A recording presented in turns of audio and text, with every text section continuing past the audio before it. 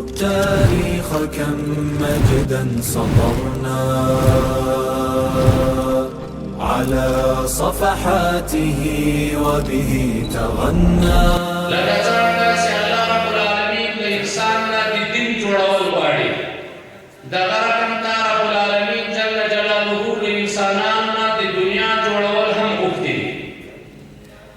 الله پاک جل جلاله قرآن کریم کې د سمودیانو بیان کوي، د حضرت صالح علیه السلام په مبارک قول باندې دوی نه غوښتنه کېږي واستعمرکم فیها، تاسې نه الله تعالی غوښتنه دې کړې چې مځکه کې ځانونه آباد کړي، دا مځکه آباد کړي. بل آیت کې الله رب العالمین فرمایي ولا تنس نصیبک من الدنیا، ته مه هېروه برخه دې د دنیا نه. نو داسې د دین د علماو شتون په جامعه کې ضرور ده، په څنګ کې دا ورسره فرض او لازم ده چې داسې خلک هم باید په جامعه کې وي چې دنیا د آبادولو خلک وي، لکه د دین د آبادولو والا خلک او علما چې ضرور دي په جامعه کې. په نشتون باندې دنیا ړنګېږي، په نشتون باندې د ضلال لاره وارېږي. دغه رقم ته په دنیا کې باید داسې خلک هم موجود دي چې د مسلمانانو دنیا ور برابره کړي. الله رب العالمین په سورة الجمعه کې داسې حکم فرمایي فإذا قضيت الصلاة فانتشروا في الأرض وابتغوا من فضل الله، چې کله د جمعې لمونځ ادا سي تاسې په منځکه کې نشر شوي د الله فضل طلب کوئ، د الله رزق طلب کوئ، دنیایي معاملات ترسره کوئ. نو د موږ او د تاسې دین اسلام دا د بعضې کم فهمه خلکو په خولو باندې چې خلکو ته په ذهن کې دا ورکوي چې ټول دین د موږ مجموعه دی، دا عبارت ده د آخرت د جوړولو نه. د دنیا جوړولو کې انسان باید په جومات کې کښېني، دنیا په ړنګ او په ودانه پروا ونه لري، خو حقیقت دا ده چې لکه څرنګه چې د آخرت جوړول د یوې جامعې دپاره فرض او لازم دي، دغه رقم ته الله رب العالمین یوه جامعه کې د دنیا جوړول هم فرض او لازم بللي.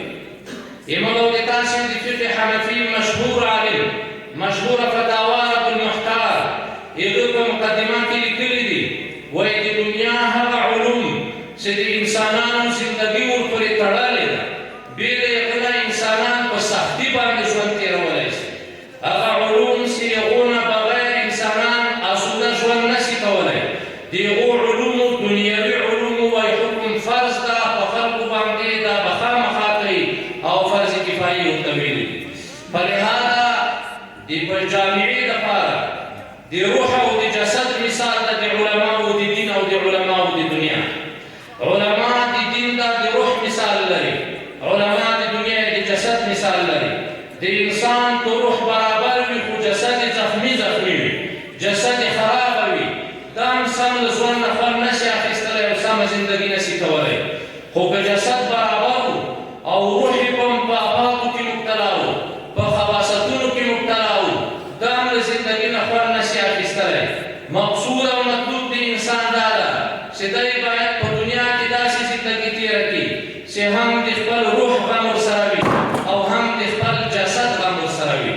د روح د تربیې دپاره د دین د علماو شتون په جامعه کې ضرور ده، او د جسد د تربیې دپاره د دنیا د آبادولو دپاره د عصر او د دنیوي علومو والا د علماو شتون ضرور او لازمي ده. وبه تغنى تهاب الأسد وطأتنا لأننا لغير الله كلا ما ركعنا.